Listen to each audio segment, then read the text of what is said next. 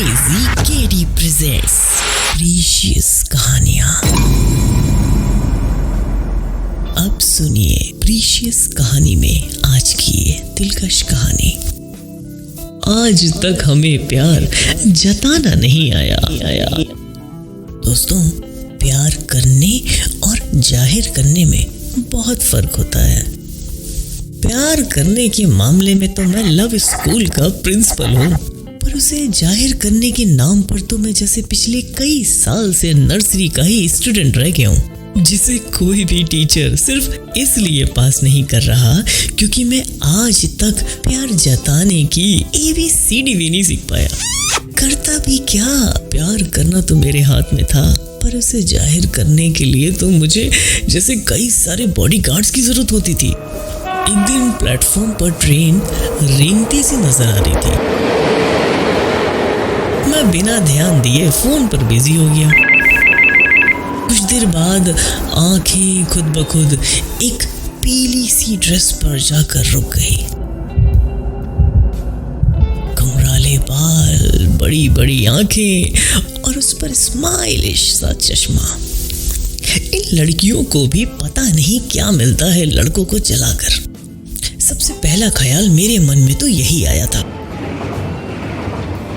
Station पर उतरकर आगे की भी जर्नी करनी थी उसे शायद, और अचानक एक पल की उसकी नजर मेरे ऊपर पड़ गई और मैं हूं जो उसे किसी इडियट की तरह निहार रहा था।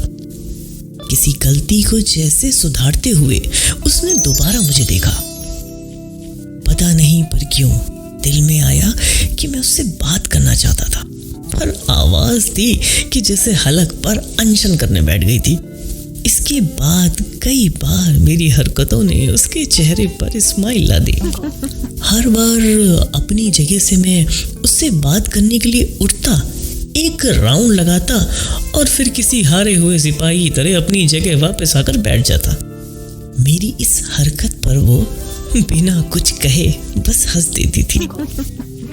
यकीनन मेरे बात करने पर वो मुझे रिस्पॉन्स देती, पर ना जाने क्या था जो मुझे उससे बात करने से रोकता रहा। शायद इसलिए क्योंकि इससे खूबसूरत लड़की को मैंने अपनी पूरी जिंदगी में कभी नहीं देखा था। और इसका नतीजा ये हुआ कि वो अगले स्टेशन पर उतर गई और आगे जाकर मैं भी। इस हार में जो आवाज वहां निकलनी चाहिए थी वो यहाँ निकाल रहा हूँ, ताकि अगर वो कहीं मिल जाए तो मेरा रिहर्सल हो जाए। हम सबकी जिंदगी में कोई ना कोई ऐसे प्यारे लम्हे जरूर आते हैं जब हम भी कुछ किसी से कह नहीं पाते, सिर्फ आंखों ही आंखों में बातें हो जाती हैं।